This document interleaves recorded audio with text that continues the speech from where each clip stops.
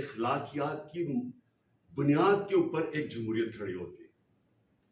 तो हमने ये जो तमाशा देखा, पहले तो मैं शुरू करूं कि जो तमाशा देखा सिंध हाउस में, सारी कौम के सामने सिंध हाउस में क्या हुआ, मंडी लगी, हमारे बच्चे देख रहे थे। अब तो सोशल मीडिया है, हर 8, 9, 10 साल के बच्चे के पास सोशल मीडिया, सबके ऊपर तमाशा आ रहा था।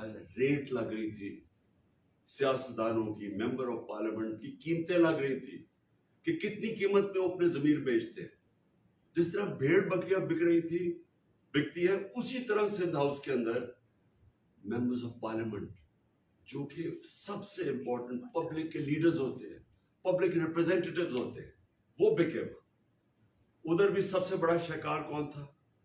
इस मुल्क का वो नामवर डाकू आसिफ जरदारी, जो कि 30 साल से मुल्क को लूट रहा है, जेलों में भी जा चुका है, 14 साल से सिंध हुकूमत संभाल के बैठा हुआ है।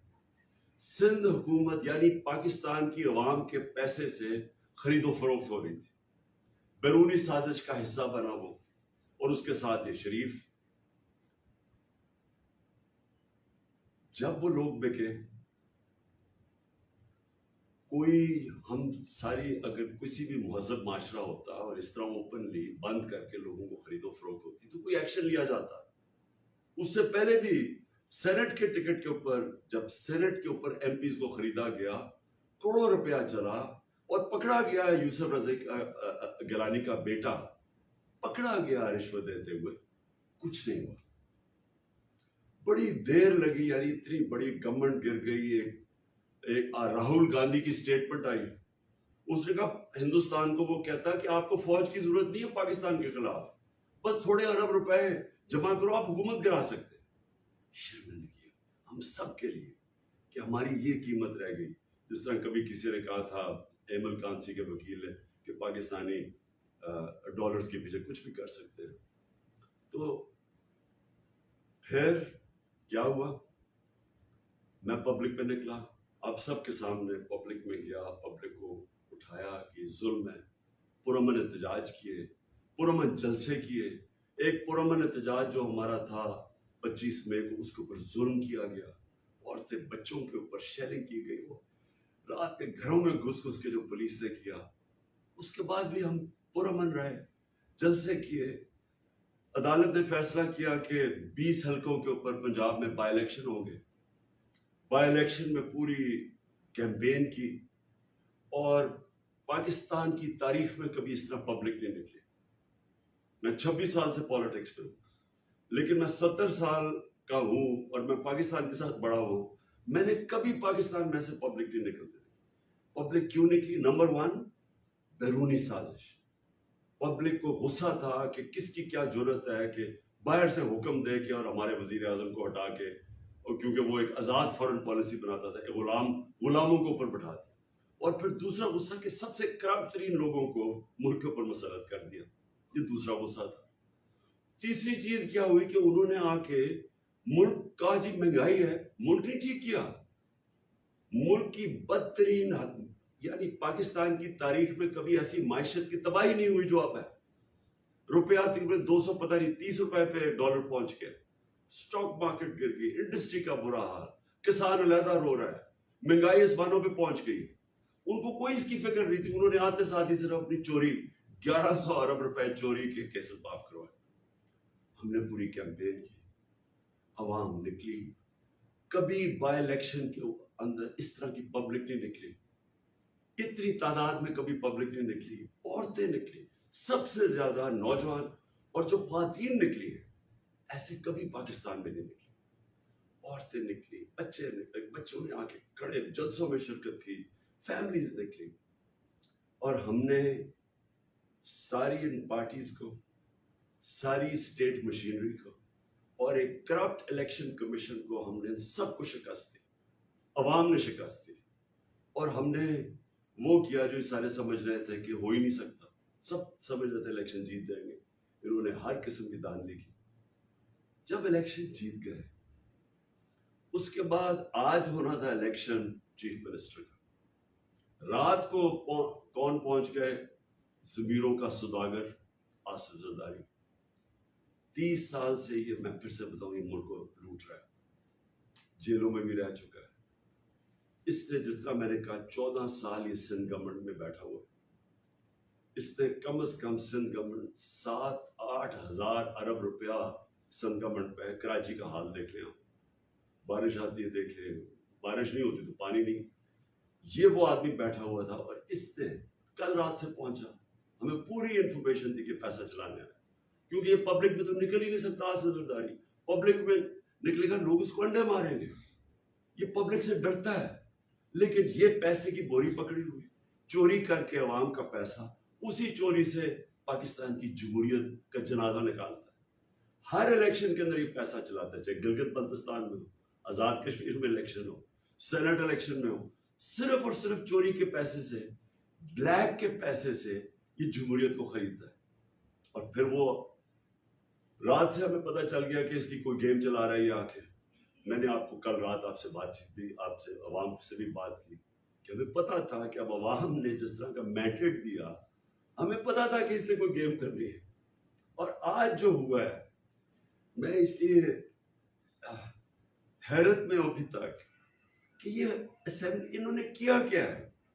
यानी मैं ये समझता हूं कि ये जो लोग हैं, ये जो माफिया, ये पॉलिटिशियंस नहीं है। ये कितनी हकारत से पब्लिक को देखते हैं। ये समझते हैं अवाम भेड़ बकरी है। ये अवाम को या आपको इंसान नहीं समझते कि जब वाज़े तौर पे आर्टिकल 63A में लिखा हुआ है, सुप्रीम कोर्ट की रूलिंग है कि पार्लियामेंट्री पार्टी का हेड वो पार्लियामेंट्री पार्टी का जब फैसला करती है कि जिसके साथ भी जाना है, वो पार्टी उधर जाके वोट देती है।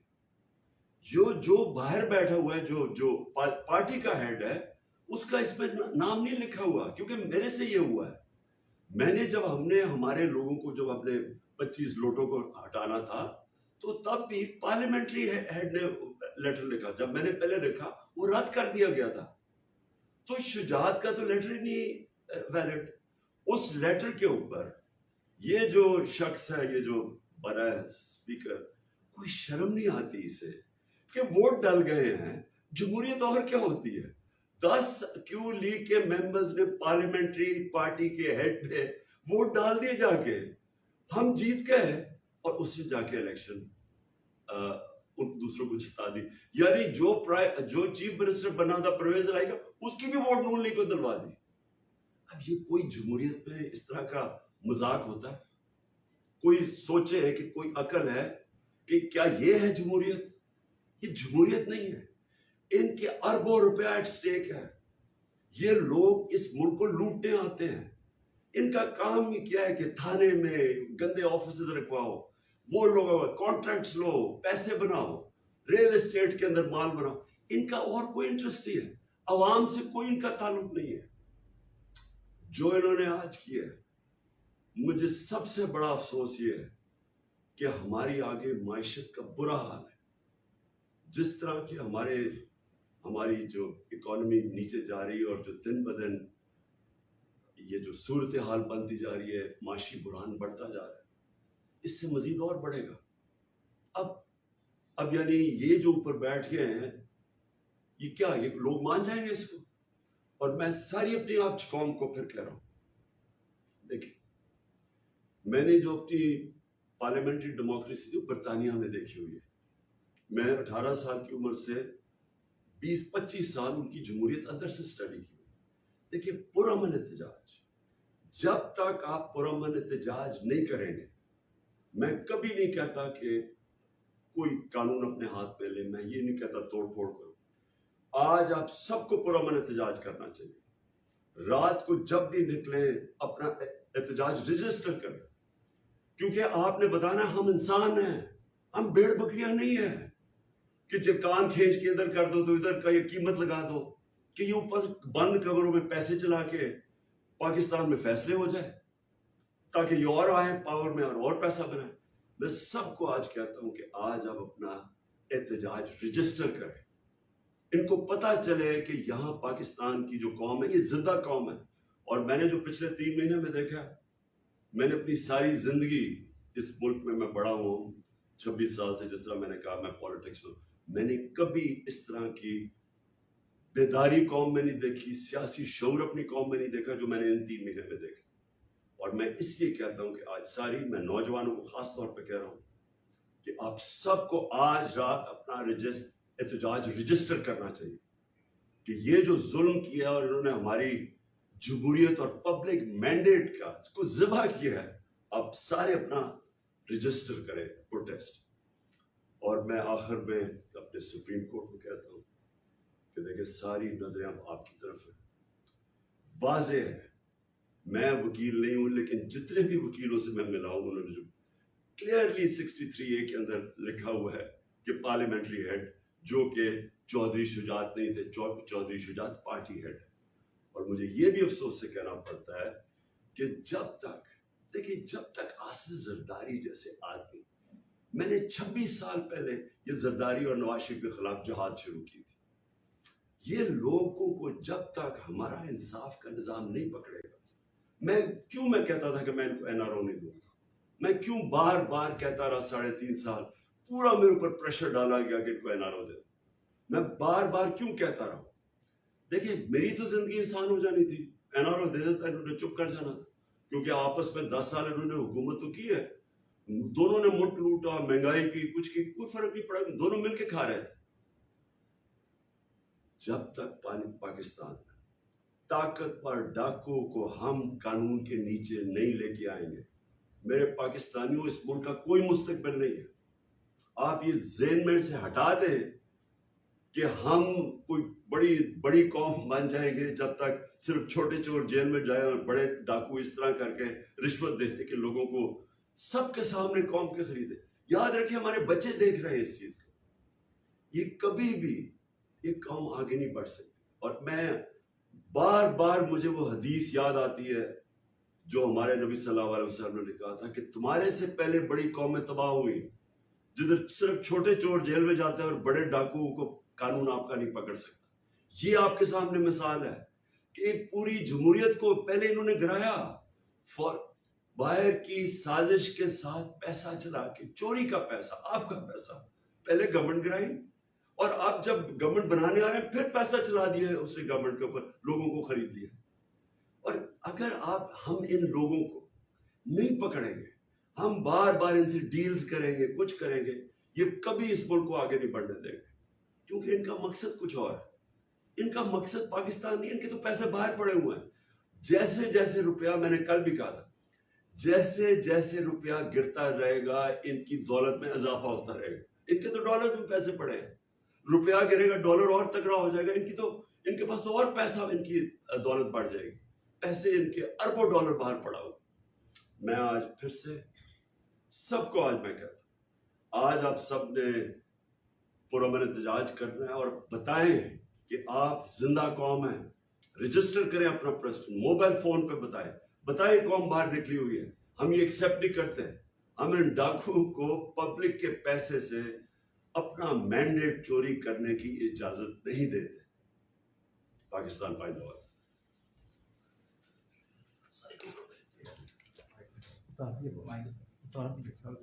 चलो जी,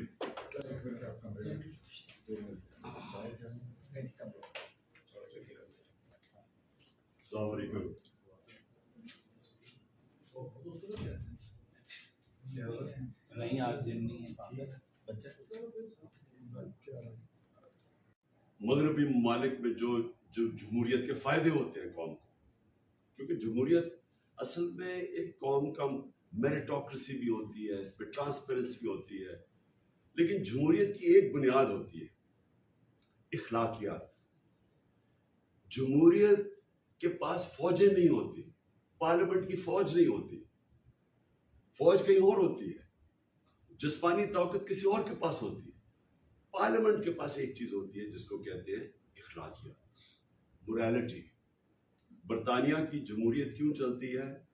क्योंकि उनका जो वजीर आजम है वो सिर्फ एक कर देता है, एक कानून तोड़ता है जो यहाँ खबर भी ना बनती, वो ये कह देता है कि जी मैं कोरोना के दौरान हमने गेट टुगेदर कर दी, खबर भी नहीं बननी थी, उसके ऊपर उसको रिजाइन करना पड़ता है।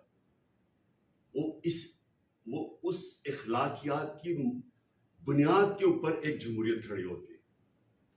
तो हमने ये जो तमाशा देखा, पहले तो मैं शुरू करूं कि जो तमाशा देखा सिंध हाउस में, सारी कौम के सामने सिंध हाउस में क्या हुआ, मंडी लगी, हमारे बच्चे देख रहे थे। अब तो सोशल मीडिया है, हर 8, 9, 10 साल के बच्चे के पास सोशल मीडिया, सबके ऊपर तमाशा आ रहा था। रेट लग रही थी, सियासतदानों की, मेंबर ऑफ पार्लियामेंट की कीमतें लग रही थी कि कितनी कीमत पे वो अपने जमीर बेचते हैं। जिस तरह भेड़ बकरियां बिकती है, उसी तरह सिंध हाउस के अंदर मेंबर्स ऑफ पार्लियामेंट, जो कि सबसे इंपॉर्टेंट पब्लिक के लीडर्स होते हैं, पब्लिक रिप्रेजेंटेटिव्स होते हैं, वो बिके। उधर भी सबसे बड़ा शिकार कौन था? इस मुल्क का वो नामवर डाकू आसिफ जरदारी, जो कि 30 साल से मुल्क को लूट रहा है, जेलों में भी जा चुका है, 14 साल से सिंध हुकूमत संभाल के बैठा हुआ है। सिंध हुकूमत यानी पाकिस्तान की अवाम के पैसे से खरीदो फरोख्त हो रही थी, बैरूनी साजिश का हिस्सा बना वो, और उसके साथ ये शरीफ। जब वो लोग बिके, हम सारी अगर किसी भी महजब माशरा होता और इस तरह ओपनली बंद करके लोगों को खरीदो फरोख्त होती तो कोई एक्शन लिया जाता। उससे पहले भी सेनेट के टिकट के ऊपर, जब सेनेट के ऊपर एमपीज को खरीदा गया, करोड़ों रुपया चला और पकड़ा गया यूसुफ रज़ा गिलानी का बेटा, पकड़ा गया रिश्वत देते हुए, कुछ नहीं हुआ। बड़ी देर लगी, यानी इतनी बड़ी गवर्नमेंट गिर गई। एक राहुल गांधी की स्टेटमेंट आई, उसने कहा हिंदुस्तान को, वो कहता कि आपको फौज की जरूरत नहीं है पाकिस्तान के खिलाफ, बस थोड़े अरब रुपए जमा करो, आप हुकूमत गिरा सकते। शर्मिंदगी हम सब के लिए कि हमारी ये कीमत रह गई। जिस तरह कभी किसी ने कहा था, एमल कांसी के वकील है, कि पाकिस्तानी डॉलर्स के पीछे कुछ भी कर सकते हैं। तो फिर क्या हुआ? मैं पब्लिक में निकला, अब सबके सामने पब्लिक में गया, पब्लिक को उठाया कि जुल्म है, पुरअमन एहतजाज किए, पुरअमन जलसे किए।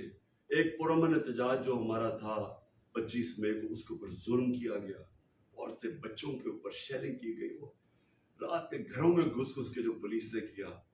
उसके बाद भी हम पुरअमन रहे, जलसे किए। अदालत ने फैसला किया कि 20 हलकों के ऊपर पंजाब में बाई इलेक्शन होंगे। बाई इलेक्शन में पूरी कैंपेन की, और पाकिस्तान की तारीख में कभी इस तरह पब्लिक नहीं निकली। मैं 26 साल से पॉलिटिक्स में हूं, लेकिन मैं 70 साल का हूं और मैं पाकिस्तान के साथ बड़ा हूं। मैंने कभी पाकिस्तान में से पब्लिक नहीं निकलती। पब्लिक क्यों निकली? नंबर 1, बैरूनी साजिश। पब्लिक को गुस्सा था कि किसकी क्या जरूरत है कि बाहर से हुक्म दे के और हमारे वजीर आजम को हटा के, और क्योंकि वो एक आजाद फॉरेन पॉलिसी बनाता था, गुलामों को ऊपर बैठा दिया। और फिर दूसरा गुस्सा कि सबसे करप्ट तरीन लोगों को मुल्क के ऊपर मुसल्लत कर दिया, ये दूसरा गुस्सा था। तीसरी चीज क्या हुई कि उन्होंने आके मुल्क का, जी महंगाई है, मुल्क नहीं ठीक किया, मुल्क की बदतरीन, यानी पाकिस्तान की तारीख में कभी ऐसी माइशत की तबाही नहीं हुई जो अब है। रुपया तकरीबन 200 पता नहीं 30 रुपए पे डॉलर पहुंच गया, स्टॉक मार्केट गिर गई, इंडस्ट्री का बुरा हाल, किसान अलहदा रो रहा है, महंगाई आसमानों पे पहुंच गई। उनको कोई इसकी फिक्र नहीं थी। उन्होंने आते साथ ही सिर्फ अपनी चोरी, 1100 अरब रुपए चोरी के केसेस माफ करवाए। हमने पूरी कैंपेन की, अवाम निकली, कभी बाय इलेक्शन के अंदर इस तरह की पब्लिक नहीं निकली, इतनी तादाद में कभी पब्लिक नहीं निकली। औरतें निकली, सबसे ज्यादा नौजवान, और जो ख्वातीन निकली है ऐसे कभी पाकिस्तान में नहीं निकली। औरतें निकली, बच्चे निकले, बच्चों ने आके खड़े जलसों में शिरकत की, फैमिलीज निकली। और हमने सारी इन पार्टीज को, सारी स्टेट मशीनरी को और एक करप्ट इलेक्शन कमीशन को, हमने सबको शिकस्त दी, अवाम ने शिकस्त दी। और हमने वो किया जो सारे समझ रहे थे कि हो ही नहीं सकता, सब समझ रहे थे इलेक्शन जीत जाएंगे। इन्होंने हर किस्म की धांधली की। जब इलेक्शन जीत गए, उसके बाद आज होना था इलेक्शन चीफ मिनिस्टर का, रात को कौन पहुंच गए? ज़मीरों का सुदागर आसिफ जरदारी। 30 साल से ये, मैं फिर से बताऊं, ये मुल्क को लूट रहा है, जेलों में भी रह चुका है। इसने, जिस तरह मैंने कहा, 14 साल ये सिंध गवर्नमेंट में बैठा हुआ है। इसने कम से कम सिंध गवर्नमेंट 7-8 हज़ार अरब रुपया सिंध गवर्नमेंट पे। कराची का हाल देख लें, बारिश आती है देख लें, बारिश नहीं होती तो पानी नहीं। ये वो आदमी बैठा हुआ था और इसने कल रात से पहुंचा, हमें पूरी इंफॉर्मेशन दी कि पैसा चलाने आया, क्योंकि ये पब्लिक में तो निकल ही नहीं सकता आसिफ जरदारी। पब्लिक में निकलेगा लोग उसको अंडे मारेंगे, ये पब्लिक से डरता है। लेकिन ये पैसे की बोरी पकड़ी हुई, चोरी करके अवाम का पैसा, उसी चोरी से पाकिस्तान की जमहूरियत का जनाजा निकालता है। हर इलेक्शन के अंदर ये पैसा चलाता है, चाहे गिलगित बल्तिस्तान में हो, आजाद कश्मीर में इलेक्शन हो, सेनेट इलेक्शन में हो, सिर्फ और सिर्फ चोरी के पैसे से, ब्लैक के पैसे से ये जमहूरियत को खरीदता है। और फिर वो रात से हमें पता चल गया कि इसकी कोई गेम चला रहा है ये आके। मैंने आपको कल रात आपसे बातचीत भी, आपसे अवाम से भी बात की कि हमें पता था कि अब अवाम ने जिस तरह का मैंडेट दिया, हमें पता था कि इसने कोई गेम करनी है। और आज जो हुआ है, मैं इसलिए हैरत में हूं अभी तक कि ये असेंबली इन्होंने किया क्या है। यानी मैं ये समझता हूं कि ये जो लोग हैं, ये जो माफिया, ये पॉलिटिशियंस नहीं है। ये कितनी हकारत से पब्लिक को देखते हैं। ये समझते हैं अवाम भेड़ बकरी है।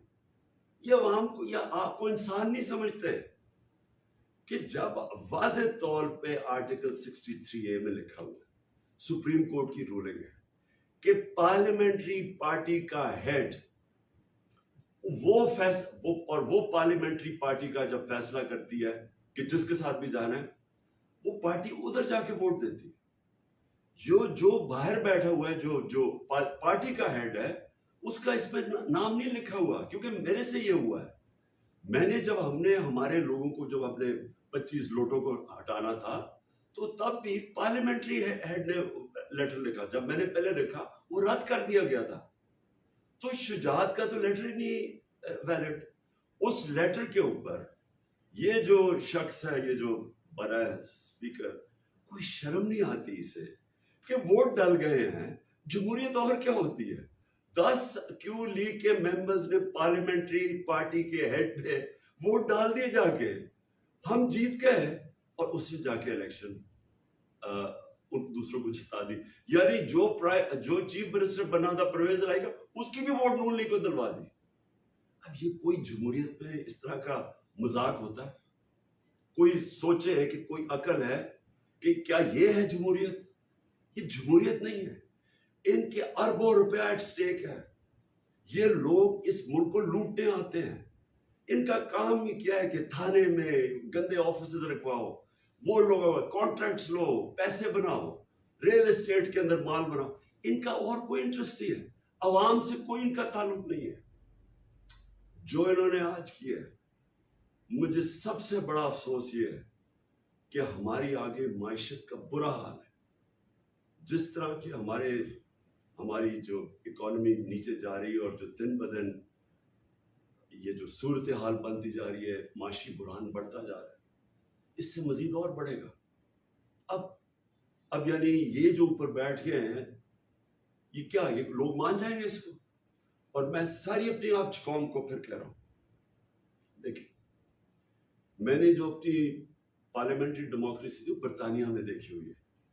मैं 18 साल की उम्र से 20-25 साल उनकी जमहूरियत अंदर से स्टडी की। देखिए, पुरअमन एहतजाज, जब तक आप पुरअमन एहतजाज नहीं करेंगे, मैं कभी नहीं कहता कि कोई कानून अपने हाथ में ले, मैं ये नहीं कहता तोड़ फोड़ करो। आज आप सबको पुरअमन एहतजाज करना चाहिए। रात को जब भी निकले अपना एहतजाज रजिस्टर करें, क्योंकि आपने बताना हम इंसान हैं, हम भेड़ बकरियां नहीं है कि जब कान खींच के इधर कर दो तो इधर का ये कीमत लगा दो कि ये ऊपर बंद कमरों में पैसे चला के पाकिस्तान में फैसले हो जाए ताकि ये और आए पावर में और पैसा बनाए। मैं सबको आज कहता हूं कि आज आप अपना एहतजाज रजिस्टर करें। इनको पता चले कि यहाँ पाकिस्तान की जो कौम है, ये जिंदा कौम है। और मैंने जो पिछले 3 महीने में देखा, मैंने अपनी सारी जिंदगी इस मुल्क में मैं बड़ा हूँ 26 साल से, जिस तरह मैंने कहा मैं पॉलिटिक्स में, मैंने कभी इस तरह की बेदारी कौम में नहीं देखी, सियासी शऊर अपनी कौम में नहीं देखा जो मैंने इन 3 महीने में देखा। और मैं इसलिए कहता हूँ कि आज सारी, मैं नौजवानों को खास तौर पर कह रहा हूँ कि आप सबको आज रात अपना एहतजाज रजिस्टर करना चाहिए कि ये जो जुल्म किया और इन्होंने हमारी जमहूरियत और पब्लिक मैंडेट का को ज़िबा किया है, आप सारे अपना रजिस्टर करें प्रोटेस्ट। और मैं आखिर में अपने सुप्रीम कोर्ट को कहता हूँ कि देखिए सारी नजरें अब आपकी तरफ है, वाज़ेह है, मैं वकील नहीं हूं लेकिन जितने भी वकीलों से मैं मिला हूं उन्होंने जो क्लियरली 63A के अंदर लिखा हुआ है कि पार्लियामेंट्री हेड जो कि चौधरी शुजात नहीं थे, चौधरी शुजात पार्टी हेड है। और मुझे ये भी अफसोस से कहना पड़ता है कि जब तक, देखिए जब तक आसिफ जरदारी जैसे आदमी, मैंने 26 साल पहले ये जरदारी और नवाज शरीफ के खिलाफ जहाद शुरू की थी, ये लोगों को जब तक हमारा इंसाफ का निजाम नहीं पकड़ेगा, मैं कहता था कि मैं इनको एनआरओ नहीं दूंगा, मैं क्यों बार बार कहता रहा 3.5 साल, पूरा मेरे ऊपर प्रेशर डाला गया कि इनको एनआरओ दे, मैं बार बार क्यों कहता रहा। देखिए मेरी तो जिंदगी आसान हो जानी थी, एनआरओ दे देता, इन्होंने चुप कर जाना था, क्योंकि आपस में 10 साल इन्होंने हुकूमत तो की है, दोनों ने मुल्क लूटा, महंगाई की, कुछ की, कोई फर्क नहीं पड़ा, दोनों मिलकर खा रहे थे। जब तक पाकिस्तान ताकतवर डाकुओं को हम कानून के नीचे नहीं लेके आएंगे, मेरे पाकिस्तानियों, इस मुल्क का कोई मुस्तकबिल नहीं है। आप ये ज़हन में से हटा दें कि हम कोई बड़ी बड़ी कौम बन जाएंगे जब तक सिर्फ छोटे चोर जेल में जाए और बड़े डाकू इस तरह करके रिश्वत देते कि लोगों को सबके सामने कौम के खरीदे। याद रखिए हमारे बच्चे देख रहे हैं इस चीज को, ये कभी भी ये कौम आगे नहीं बढ़ सकती। और मैं बार बार मुझे वो हदीस याद आती है जो हमारे नबी सल्लल्लाहु अलैहि वसल्लम ने कहा था कि तुम्हारे से पहले बड़ी कौमें तबाह हुई, जिधर सिर्फ छोटे चोर जेल में जाते हैं और बड़े डाकुओं को कानून आपका नहीं पकड़ सकता। ये आपके सामने मिसाल है कि पूरी जमहूरियत को पहले इन्होंने गिराया, बाहर की साजिश के साथ पैसा चला के, चोरी का पैसा, आपका पैसा, पहले गवर्नमेंट गिराई और आप जब गवर्नमेंट बनाने आ रहे हैं फिर पैसा चला दिया उसने गवर्नमेंट के ऊपर, लोगों को खरीद लिया। और अगर हम इन लोगों को नहीं पकड़ेंगे, हम बार बार इनसे डील्स करेंगे, कुछ करेंगे, ये कभी इस मुल्क को आगे नहीं बढ़ने देंगे, क्योंकि इनका मकसद कुछ और है। इनका मकसद पाकिस्तान नहीं, इनके तो पैसे बाहर पड़े हुए हैं। जैसे जैसे रुपया, मैंने कल भी कहा था, जैसे जैसे रुपया गिरता रहेगा इनकी दौलत में इजाफा होता रहेगा। इनके तो डॉलर में पैसे पड़े हैं, रुपया गिरेगा डॉलर और तगड़ा हो जाएगा, इनके पास तो और पैसा, इनकी दौलत बढ़ जाएगी, पैसे इनके अरबों डॉलर बाहर पड़ा हुआ।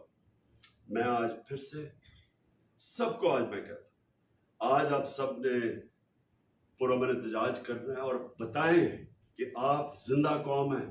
रजिस्टर करें अपना प्रश्न, मोबाइल फोन पे बताएं कौम बाहर निकली हुई है। हम ये एक्सेप्ट नहीं करते, हम इन डाकुओं को पब्लिक के पैसे से अपना मैंडेट चोरी करने की इजाजत नहीं देते। पाकिस्तान पाइंदाबाद।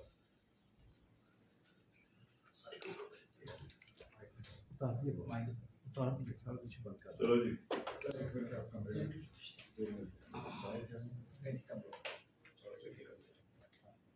अस्सलाम वालेकुम।